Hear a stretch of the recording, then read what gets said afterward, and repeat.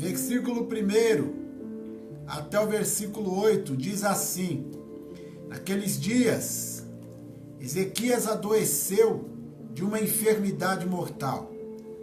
E veio a ele Isaías, filho de Amós, o profeta, e lhe disse: assim diz o Senhor, põe em ordem a tua casa, porque morrerás e não viverás. Então virou Ezequias o rosto para a parede e orou ao Senhor. E disse: ah, Senhor, lembra-te, peço-te, de que andei diante de ti em verdade com coração perfeito, e fiz o que era reto aos teus olhos. E chorou Ezequias muitíssimo. Então veio a palavra do Senhor a Isaías, dizendo: vai e diz a Ezequias: assim diz o Senhor, o Deus de Davi, teu pai, ouvi a tua oração e vi as tuas lágrimas. Eis que acrescentarei aos teus dias 15 anos, e livrar-te-ei, ou te livrarei das mãos do rei da Síria, a ti e a esta cidade. Eu defenderei esta cidade. E isto te será da parte do Senhor como sinal de que o Senhor cumprirá esta palavra que falou. Eis que farei que a sombra dos graus que passou com o sol pelos graus do relógio de Acás volte 10 graus atrás. Assim, recuou o sol 10 graus pelos graus que já tinha andado. Amém? Agora eu vou ler Lucas capítulo 12, versículo 20.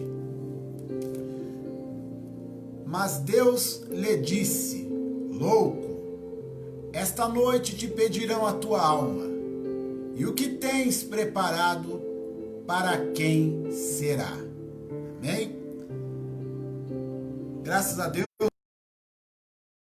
que nós lemos a palavra bastante conhecida, essa história aí de Ezequias, essa questão, né, que envolveu aí o profeta Isaías, né, e nós vamos acabar falando um pouco aí dos dois, porque há uma importância tremenda aí na questão tanto de Isaías como de Ezequias no cenário de tudo isso. Algo, acredito eu, até profético em todo esse contexto aí.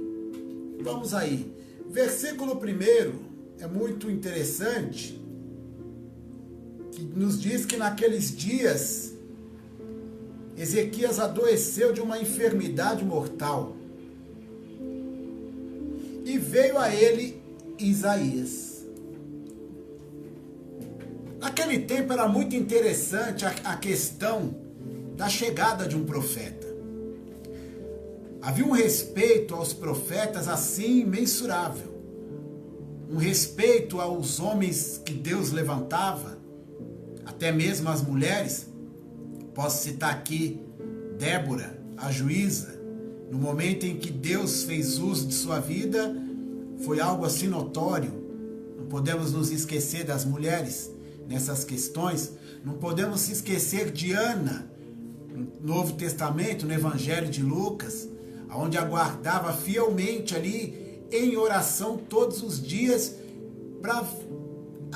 esperando a volta do Senhor, esperando o Messias. Então a Bíblia nos apresenta mulheres excepcionais, né, que foram aí da parte de Deus o prenúncio de grandes mulheres que nos cercam nos dias de hoje. E eu não estou dizendo de mulheres que estão longe, estou dizendo mulheres que estão à nossas voltas, as esposas, as filhas, tias e assim sucessivamente. E Isaías, no caso aí, ele teve um grande papel, uma grande participação da parte de Deus aí nesse contexto, né? Como disse aí no versículo 1, e veio a ele Isaías, né? O peso da chegada do profeta e o peso maior ainda em relação à palavra que o profeta iria pronunciar, porque verdadeiramente, irmãos, não se sabia o porquê que o profeta veio a princípio. A chegada do profeta era sinônimo de medo. Capítulo 16 de 1 Samuel, a Bíblia nos diz que Deus, ele falou com Samuel a respeito do reinado de Saul. E ele questionou Samuel e cobrou de Samuel a respeito do carinho até que ele possuía por Saul, não o repreendendo em relação às coisas que ele já estava fazendo contra Deus. E deu uma ordem para ele, para que ele enchesse o vaso de azeite e fosse até a casa de Jessé, o belemita. E na casa de Jessé, ele convidasse Jessé para um sacrifício. A Bíblia também nos diz que quando Samuel estava chegando na cidade, os anciãos, os mais velhos da cidade, correram ao encontro de Samuel antes mesmo de Samuel chegar à cidade. Por quê? Por causa do medo. E a Bíblia, depois você lê aí no capítulo 16 de 1 Samuel, a Bíblia diz que esses anciãos tremiam de medo por causa da chegada do profeta. Perdão. Era algo assim tremendo. Nos dias de hoje, né, já não está dessa maneira. Eu tive o prazer de conhecer irmãos e irmãs que até deixaram de ser convidados para pregar em determinadas igrejas. Tive o prazer de conhecer e dou graças a Deus que fiz parte de um time como esse, que não era e ainda não somos mais convidados para pregar em algumas igrejas. Por quê? Porque somos melhores do que os outros? De maneira nenhuma. Mas assim como você, que é pregador, você, irmã, que é pregadora da palavra, nós escolhemos falar o que Jesus quer que seja dito. E assim algumas igrejas já não nos convidam mais e não fazem questão da nossa presença lá também.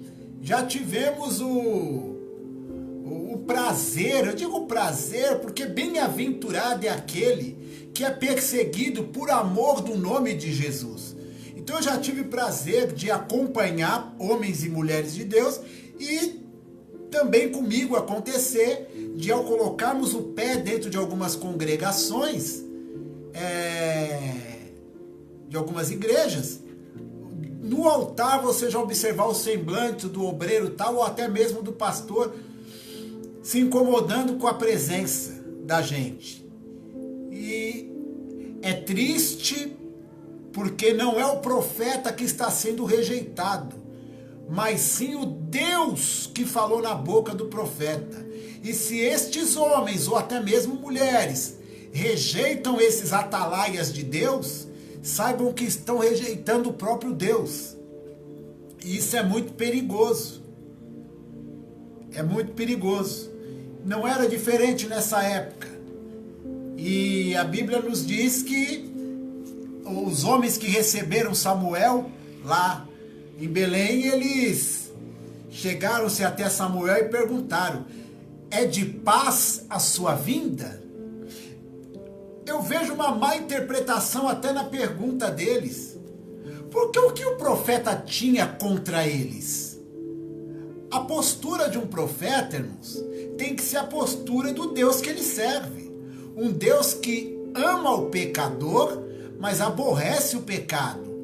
Por mais que Deus tivesse mandado Samuel entregar uma profecia que fosse de um concerto, que não foi, ele foi lá porque Deus havia escolhido um rei na casa, que assim por dizer era Davi, todos conhecem a história, né? E eles já achavam que o profeta tinha feito uma visita que não era de paz. É assim que muitos interpretam alguns pregadores. Aqueles que trazem a discórdia, aqueles que trazem a bagunça, aqueles que trazem a desunião. Presta atenção, ô meu irmão, ô minha irmã. Nós já passamos, eu e muitos que estão me assistindo, já passamos daquela fase de ficar preocupado se vamos ser convidados ou não para pregar a igreja. Citei na última live e vou citar de novo. Tá cheio de esquina no mundo. Tá cheio de ovelha perdida na casa de Israel, perdida pelo mundo, que é uma ordem dada lá em Mateus capítulo de número 10. Então nós não estamos preocupados se o altar da igreja que você, pastor, intitula ser sua, não tem lugar para que nós pregamos, venhamos pregar a palavra. Presta atenção, a igreja não é sua, a igreja é de Jesus. E se Jesus quiser que eu e os irmãos que estão sendo barrados de pregar, pregue no altar da tua igreja, se prepara, porque nós estamos chegando aí em nome de Jesus. E nós temos más novas para você, se você continuar desse jeito, né? Me veio à memória aí o meu irmão em Cristo, já falecido, profeta Micaías, que não era muito bem quisto também, por Acabe e por muitos outros naquela época não, tá? E Isaías também não era diferente o negócio. Isaías, ele, na chegada do palácio, acredito eu, que quando Ezequias soube que Isaías estava lá, ele tremeu na base também. Mas para a gente entender o porquê que possivelmente Ezequias venha a ter temido a presença de Isaías, acredito eu que sim. E com certeza o povo na época temia os profetas. Vamos entender rapidamente quem era Isaías. Isaías, ele foi o filho de Amós, profeta Amós.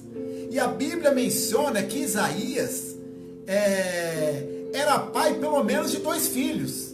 Então Isaías também tinha família.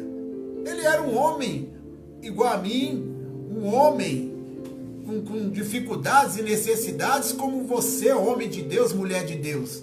Não havia diferença alguma. Então provavelmente Isaías, na cidade de Jerusalém, apesar do texto não esclarecer esse ponto de forma explícita, no capítulo 7, versículo 3, né, a tradição judaica afirma que Isaías era de linhagem real.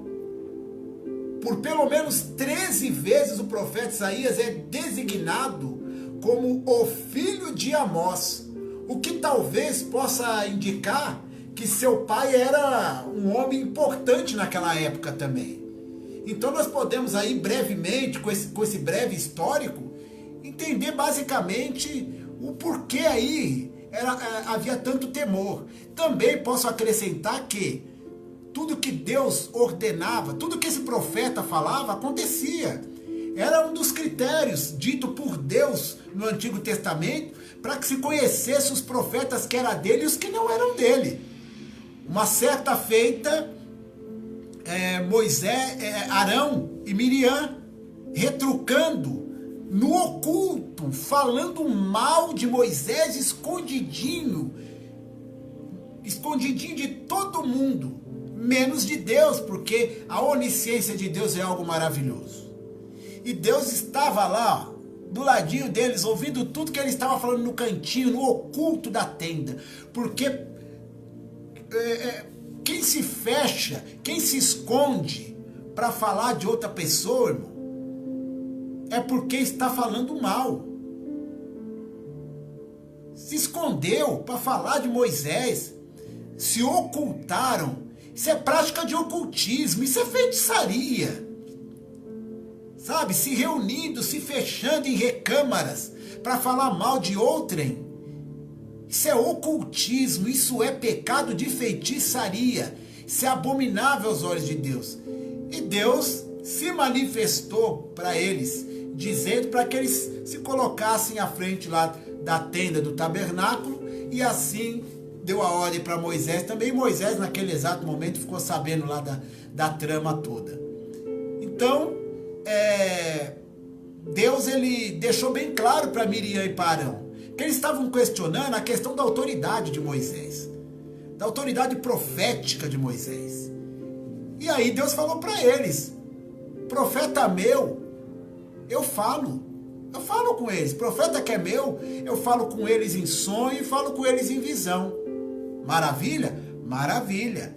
Aí Deus destacou a respeito de Moisés: mas com o meu servo Moisés não. Com ele eu falo é face a face, é tete a tete. Pai do Senhor Fábio, seja bem-vindo.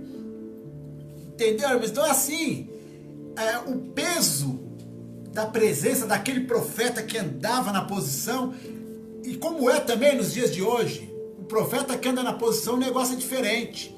É claro que existe, acredito que existia e ainda existe, os adoradores de revelação, que só reconhecem alguém como profeta quando alguém entrega uma revelação.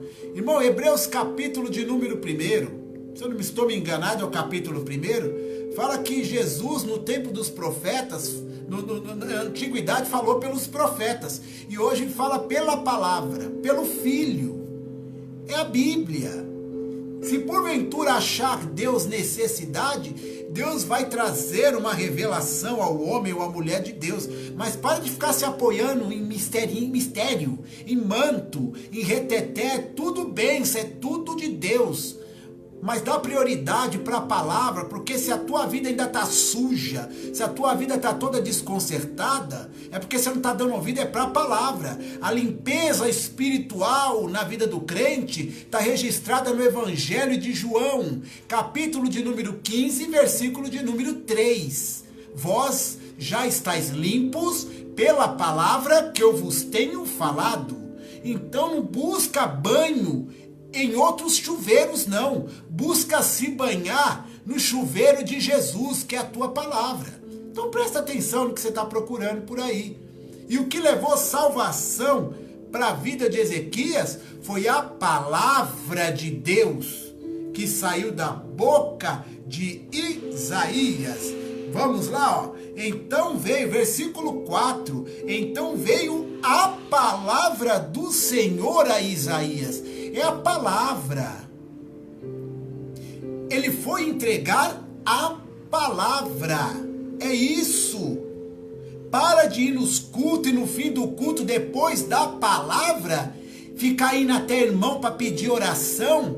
Se o irmão já fez uma oração pela igreja toda no altar, você quer pedir uma oração especial. Irmão, para de idolatria, para de idolatrar o homem. Toma vergonha na tua cara. Já orou pela igreja toda. Creia na oração que foi feita no coletivo e vai para tua casa. Para de coisinha. Já ouviu a palavra? Ai, Deus não falou comigo. Falou. Você só não se satisfez porque não falou o que você queria ouvir. Acabou. O amor de Deus é isso. Acabou. O amor de Deus é isso. Ele fala o que eu necessito ouvir. Então para de churumela. É isso, chega. Chega de tomar leitinho. Tá na hora de comer um alimento mais sólido. Porque de repente você já está na idade de estar no altar ensinando, mas ainda está sentado na nave só recebendo e ainda não sabe receber o que é de Deus. Então toma vergonha. O profeta aqui, ele estava entregando algo para alguém que estava praticamente moribundo. Diz mais aí o versículo, né? O versículo, a gente falou de quem é Isaías. Vamos entender também, fala mais, no versículo 1 ainda fala que ele era filho de Amós. E quem era Amós? O profeta Amós, ele exerceu seu ministério em Israel no século 8, antes de Cristo. E foi contemporâneo de Jonas e de Oséias. Ele revela 4 fatos importantes a respeito de si mesmo no capítulo 1 e no versículo de número 1 do seu livro. Ele era boieiro e cultivador de sicômoros, em Tecoa, aldeia de Judá, situada a cerca de 20 quilômetros ao sul de Jerusalém. Ponto 2. Ele via suas mensagens, né? Ele via suas mensagens, ou seja, ele tinha visões proféticas. Ele era profeta de Deus. Deus o tornou um profeta. E a respeito de Israel eram essas visões. Por esse motivo, Deus o levantou. O reino do norte era o destino das mensagens a qual ele enviava no nome do Senhor naquela época. Embora ele fosse leigo e não tivesse o status de profeta, nem por isso ele deixou de ser chamado por Deus para profetizar a rebelde Israel. O seu nome significa carregado ou carregador de fatos. E, número 3, o ministério de Amós em Israel foi desempenhado durante o reinado de Uzias em Judá e Jeroboão II em Samaria. Então, a chegada do profeta foi algo muito interessante. E o bacana é que ele não enrolou muito. Ele já chegou dizendo ainda no versículo 1, põe em ordem a tua casa. Acabou. Não esticou o chiclete. Eu acho muito interessante a maneira que ele já chegou entregando o que era para entregar. Vamos ler aí o versículo 1. Naqueles dias Ezequias adoeceu de uma enfermidade mortal. Cara, normalmente nos dias de hoje, se nós vamos visitar alguém no hospital, nós vamos colocar um lar, que o caso ali, Isaías foi visitar o cara, foi nem visitar, ele foi entregar um recado de Deus. Ele foi num lar, era a casa do rei Ezequias, o palácio dele era a casa dele. Nos tempos de hoje, o povinho do passar a mão no pecado, se é com a gente, ô irmão, eu queria que você fosse lá na casa de uma irmã, do irmão que tá doente, mas ó irmão, o fulano tá doentinho, e BBB, tá doentinho, irmão. Olha, tadinho dele, né? Mas nós vamos lá orar. Vamos lá orar. Eu não tô aqui para ensinar pessoas que já caminham com Deus, que visitam lares, que já fazem oração, a trabalhar, não. Eu só vou contar algo aqui que eu aprendi com Jesus. Se servir para você, você guarda. Eu particularmente, minha esposa e eu, nós não trabalhamos com qualquer pessoa para fazer visita em lar. O irmão Fábio que está na live, a irmã Daniela que é a esposa dele, irmão Francisco, irmã Elizabeth, né? Existem algumas pessoas que acompanham a live que nós já trabalhamos, já fizemos visitas juntos. E visita em lar, irmão, é com calma. Existem casas que nós entramos que as pessoas estão carentes. E às vezes antes de você começar a falar de Jesus, orar, a pessoa quer falar. Ela quer falar mal do marido, ou o marido quer falar mal da esposa, alguém quer reclamar do vizinho, reclamar da vida. Tenha sabedoria. Nós não somos psicólogos, concordo com você. Mas há casos e casos. Há pessoas que o problema dela não é o demônio, não é isso nem aquilo. Ela só precisa de um ombro, ou precisa de alguém, ó, com uma orelhona, não pequena como a minha, mas precisa de um ouvido para ouvi-la. E muitas vezes no desenrolar da conversa, Deus vai nos dando as necessidades ocultas dessa pessoa, da alma. E Deus traz a nós a palavra necessária para aquele lar. Então para de visitar o lar, irmão. Eu não estou falando para você fazer vigília nos lares que você vai. Mas vai no espírito, vai com tranquilidade. Não leva o irmão apressado com você, não. E outra, se for necessário, se possível for, não vá para comer, porque é normal. Normalmente se avisa que vai, o povo da casa já prepara um banquete para você. Seja educado. Deus sabe por que está falando isso, irmão. Tem irmão que é guloso, já quer ir orar na casa dos outros para encher o bucho. Normalmente é bom até já avisar a pessoa, falar, irmão, sou muito grato, né? Você está me chamando para orar na tua casa, mas deixa eu pedir algo para você, irmão. Não precisa fazer nada. Normalmente a pessoa que vai te receber já vai falar, irmão, mas eu ia comprar um pãozinho, um negócio, fazer um café, um suco. Não, irmão, fique em paz. Fique em paz. Nós vamos lá, é isso, não precisa, não é esse o propósito. Somos gratos. Usa a sabedoria, Deus vai te dar a sabedoria.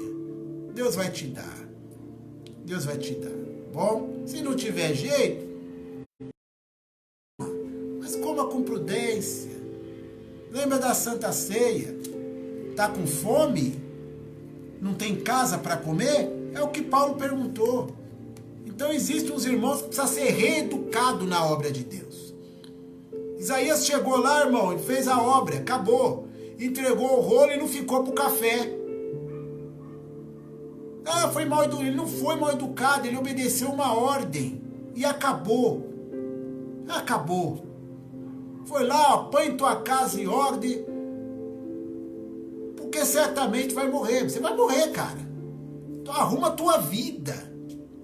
Isso me traz à memória o capítulo de número 15, versículo 8, 9 e 10 de Lucas, onde fala da dracma perdida. Vamos ler rapidinho. Versículo 8 diz assim, ó, Lucas 15, do versículo 8 ao 10. Ou qual a mulher que tendo 10 dracmas, se perder uma dracma, não acende a candeia e varre a casa e busca com diligência até achar. E achando-a, vamos só o 8 aqui é o suficiente. O 9 e o 10 não há uma necessidade. Versículo 8 apenas. Acende a candeia e varre a casa. Interessante isso. Acender a candeia, acender a luz. Porque caiu e a casa estava escura. E sem luz acesa, eu não acho que eu perdi. Paulo falou, não me lembro a carta agora, se eu não me engano é em Efésios, se eu não me engano, não apague, não extinga o fogo do Espírito Santo. Chama de Deus apagada na alma, irmãos, são dons perdidos na escuridão, são dracmas perdidas. Olha o que mais diz aí, ó, se perder a dracma, não acende, ela não acende a candeia e varre a casa. Agora com a luz acesa, ela vai notar que ela não viu aonde caiu, porque ela percebeu depois que acendeu a luz que a casa estava toda suja. Então, para achar o que ela perdeu, caiu embaixo de algum lugar ou no meio da sujeira, ela teve que varrer tudo e tomar muito cuidado para não trazer a dracma no meio da sujeira e não perder definitivamente. Muitas vezes tem que se agachar, tem coisas que não dá para separar com a vassoura, tem que se agachar, meter a mão na sujeira e para ver no meio daquela muvuca se a dracma não está lá no meio. Tem que descer para achar. Se é que você me entende.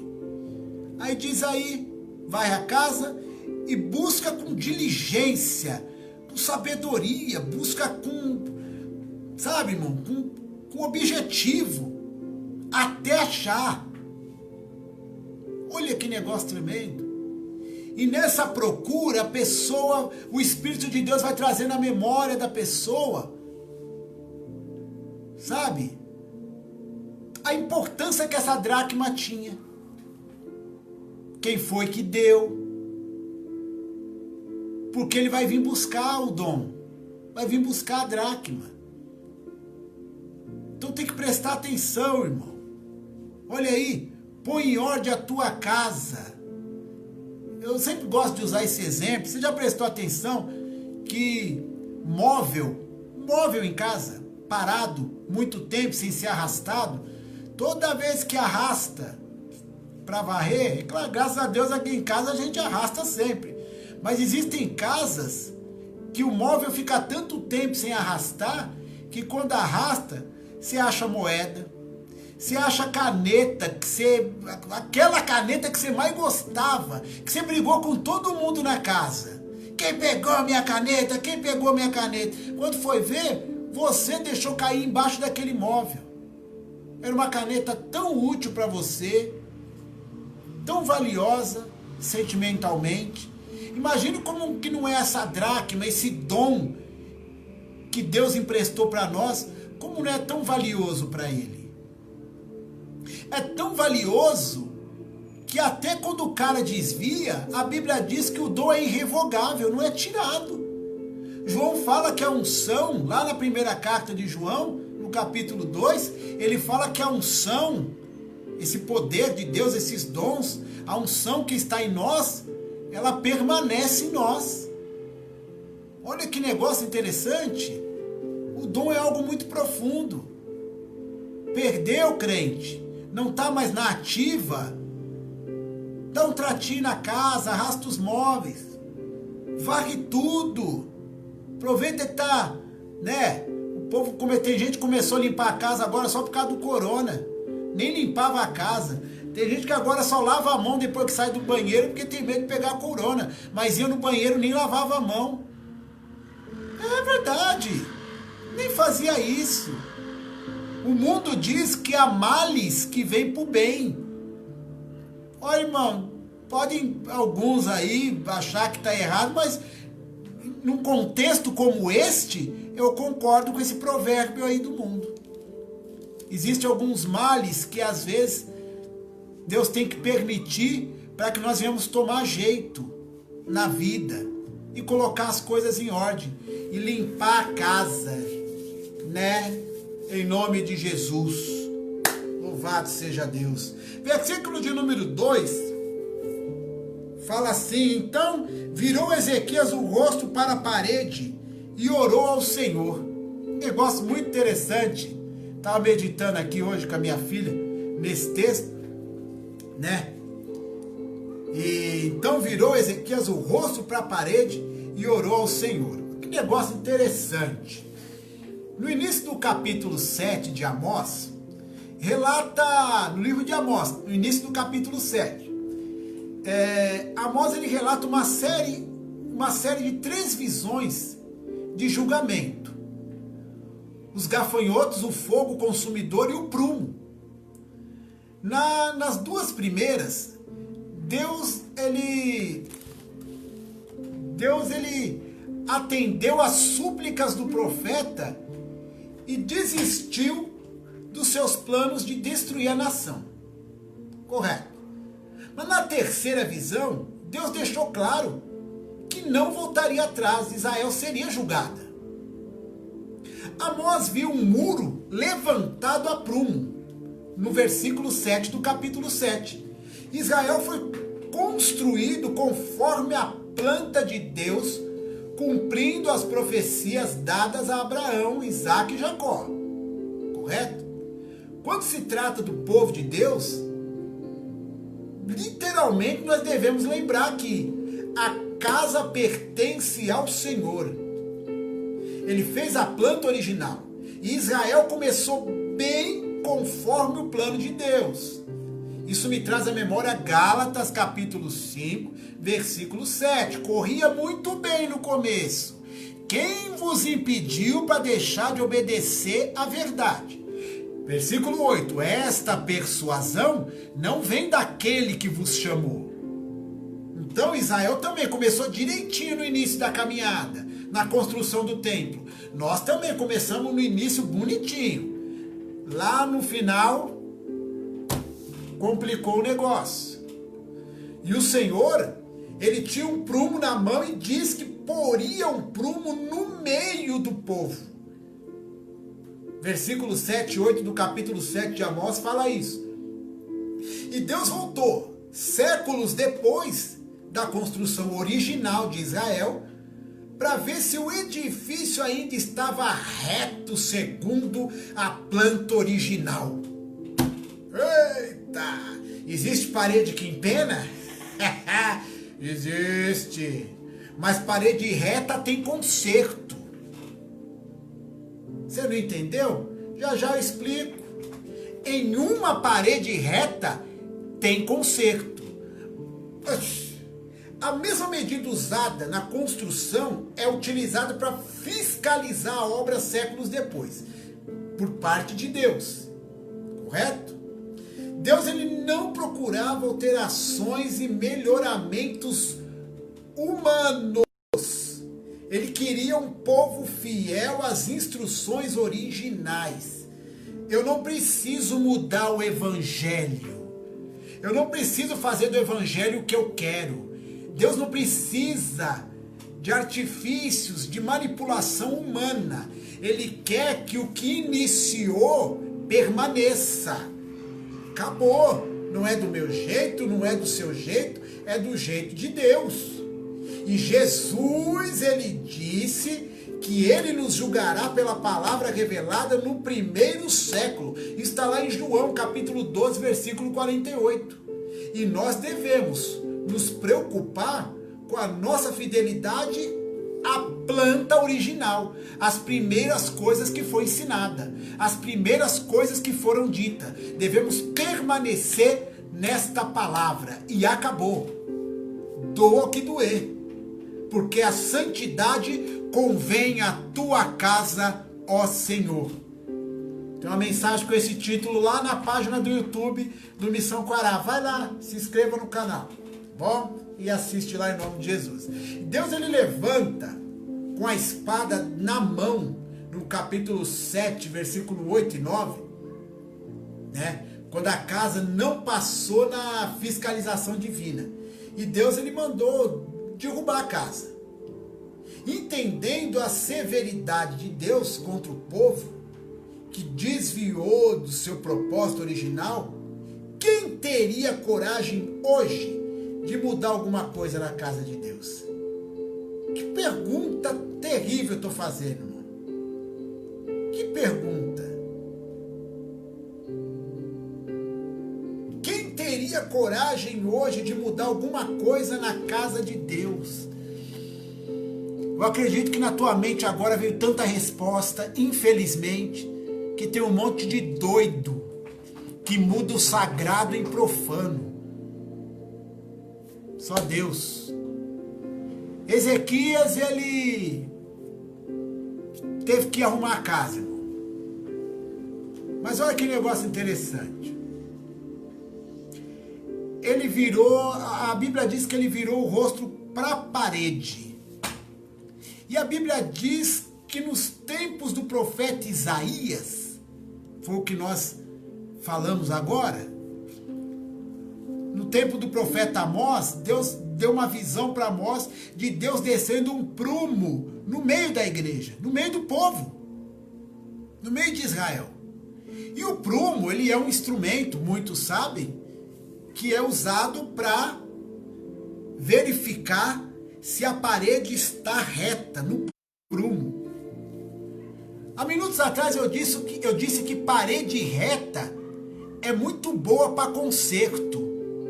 Acredito eu que a parede que estava... Porque vamos lá, a Bíblia diz que Ezequias virou a cara para a parede. Então podemos entender que ele estava deitado numa cama de casal ou de solteiro, independentemente, mas uma das partes dessa cama, uma das laterais, estava assim encostada na parede. É inevitável não afirmar isso, porque o texto nos confirma que ele virou o rosto para a parede. Como era um homem moribundo, ele não se levantou para colocar o rosto na parede da cabeceira da cama, jamais. Acreditamos que ele deitado, ele apenas virou para o lado esquerdo ou direito, encostando o rosto na parede, uma parede construída a prumo, por isso que eu disse que parede reta serve para conserto, e ele consertou a vida dele ali em uma breve oração, numa parede levantada a prumo, profeticamente boa para um conserto, e colocou a vida em ordem com Deus. Eu quero ler a oração que ele fez no versículo de número 3, e ele disse assim, ó, vamos lá no versículo 3. Ah, Senhor, lembra-te, peço-te, de que andei diante de ti em verdade e com coração perfeito, e fiz o que era reto aos teus olhos. E chorou Ezequias muitíssimo.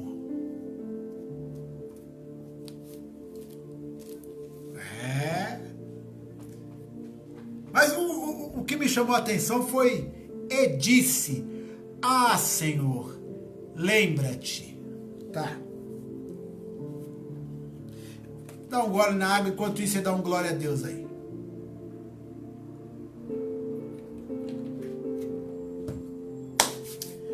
Por acaso Deus se esquece de alguma coisa, irmãos?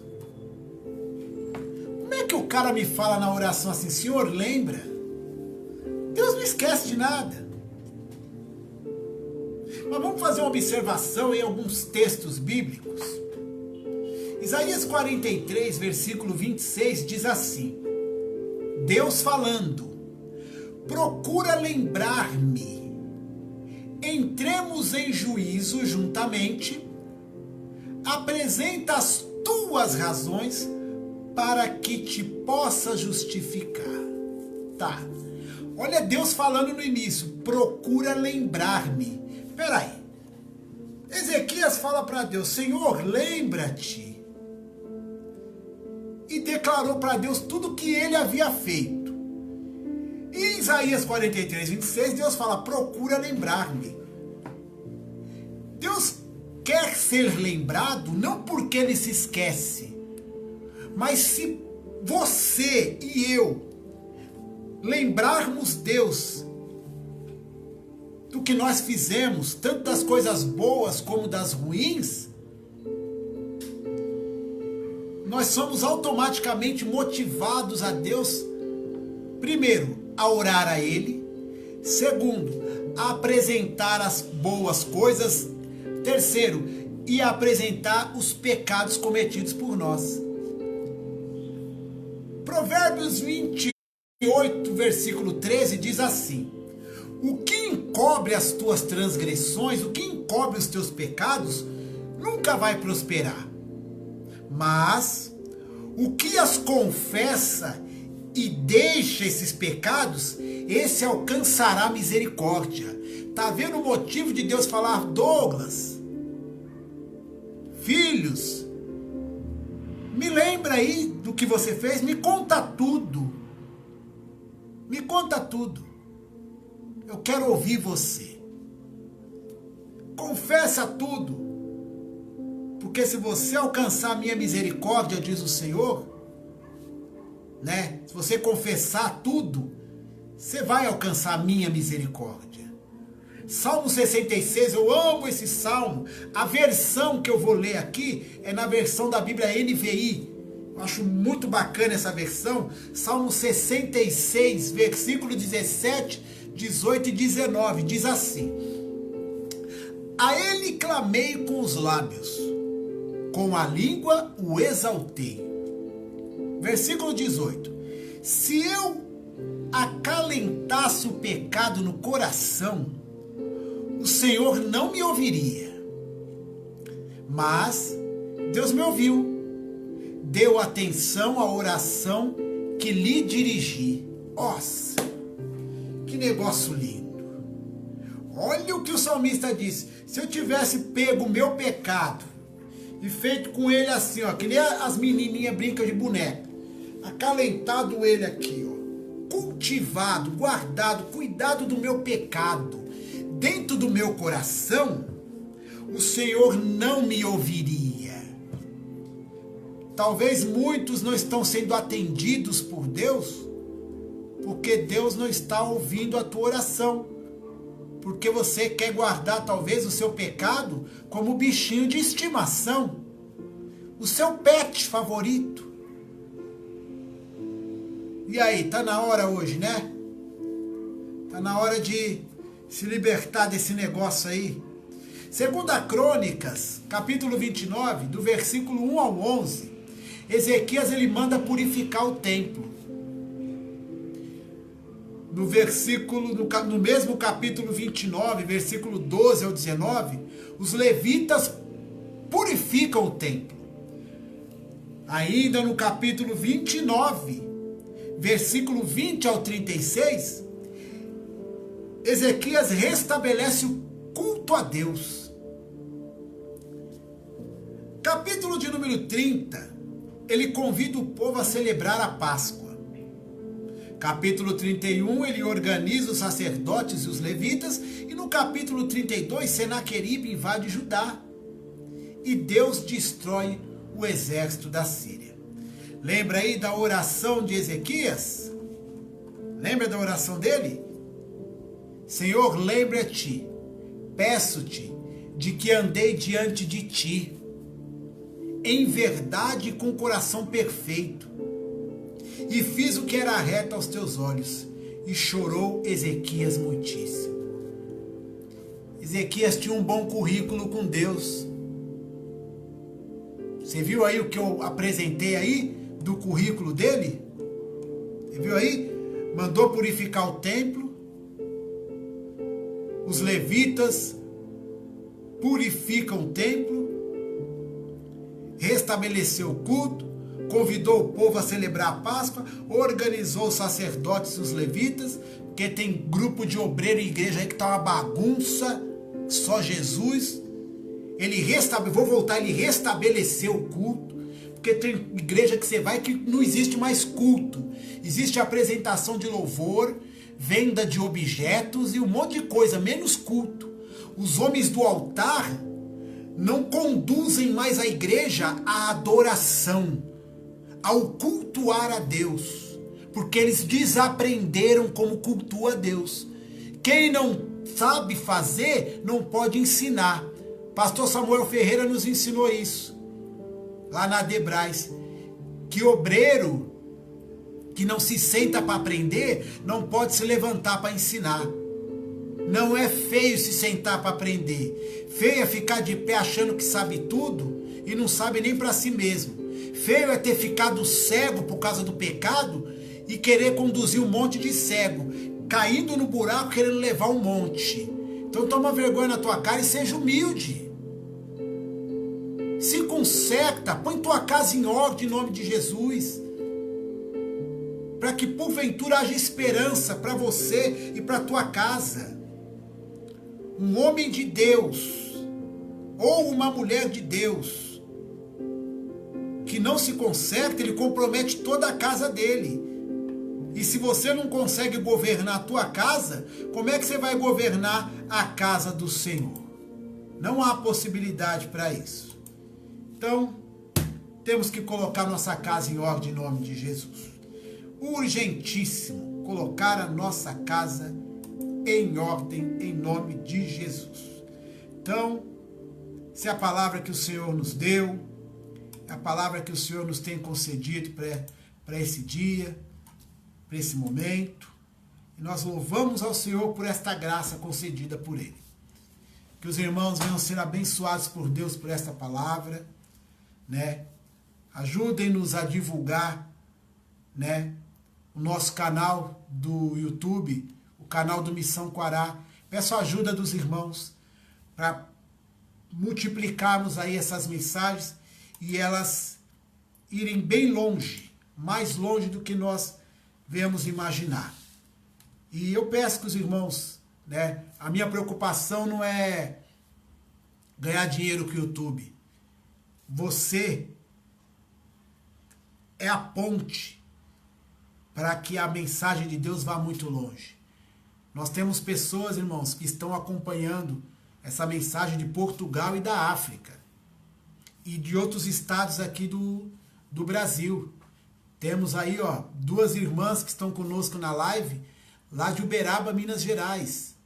Temos pessoas de Rondônia que falam comigo pelo Messenger, senhoras acamadas que mandaram mensagem agradecendo pela palavra.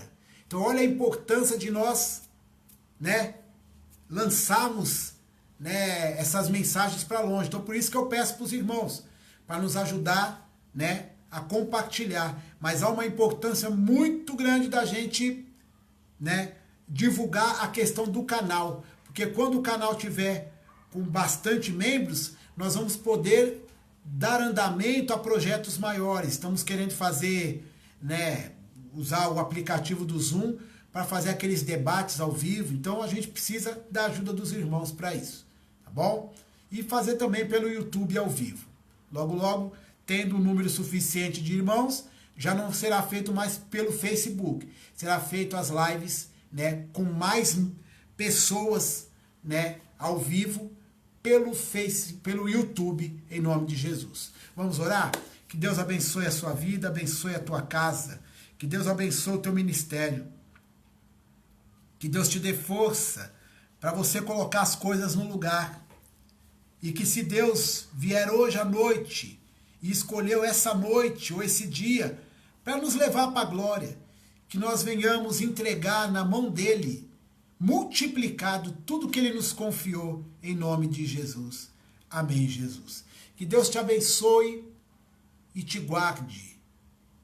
Que Deus venha abençoar o teu ministério e que a glória do Senhor venha a ser sobre a tua casa, tua vida e o teu ministério, em nome de Jesus. Que Deus te abençoe. Amém?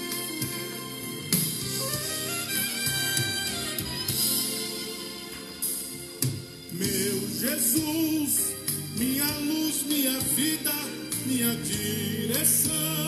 Ô, Monique, Pai do Senhor, chegou no finalzinho. Tu és o grande amor. Pai do Senhor, Elizabeth. Pai do Senhor, Morrane. Pai do Senhor, Edilamara. Pai do Senhor, irmão Pedro. Pai do Senhor, a todos os irmãos aí, Francisco, Chico Doido, Fábio, Deus abençoe aí, em nome de Jesus, irmãos. A todos, Deus abençoe.